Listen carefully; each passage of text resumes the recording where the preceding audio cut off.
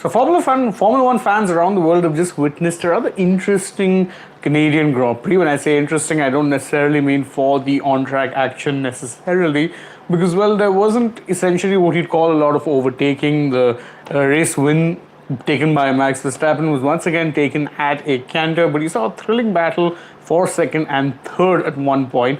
And a lot of the battles which you saw, truth be told, were very strategic rather than it being, let's say, a matter of plenty of on-track action. This wasn't like, say, how what you witnessed in Spain or maybe even in tracks like Miami prior to this, where you saw a lot of overtaking, where you saw a lot of action on the track. This time around, very strategic.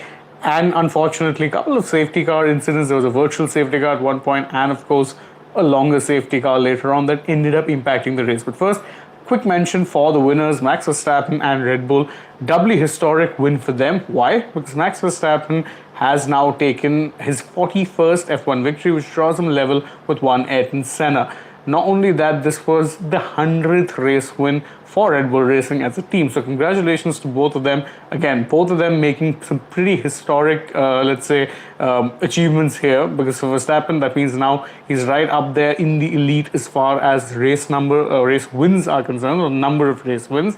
For Red Bull, well, they are one of 5 teams now that have completed a century of victories in the sport of Formula One. So really very special place for them to be. Alonso finished second, but he could have actually been finishing much higher than that had he not been nursing a problem with his rear brakes, which actually forced him to lift in course throughout.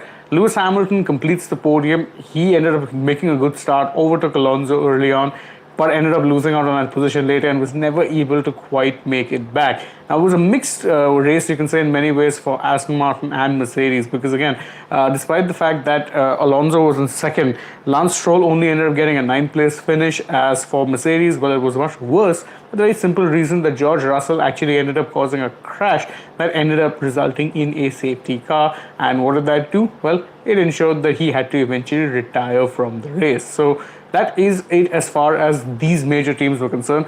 For teams that actually did much better than you could have anticipated, Ferrari, well, they ended up actually finishing 4th and 5th. So that's not the worst in terms of where it is that they could finish. They actually had the best weekend for a team, really. Alexander Albon, probably the surprise package in that Williams ended up taking 7th place, which means 6 points for him. Again, not too shabby a showing from, let's say, the Williams of Albon. So again, not a bad showing for them, and considering the fact that he'd been running a bit of an upgrade, pretty good showing that the upgrade is actually making their car a little bit better. Up front, though, as I said, there was no competition whatsoever. It was, in fact, the Red Bull of Max Verstappen, who has now, in fact, not actually given up the race lead since the Miami Grand Prix, when he ended up having to actually overtake his teammate to get the lead. So that is the latest update from this edition of the Formula One season. We'll be back in 2 weeks in terms of the next race weekend.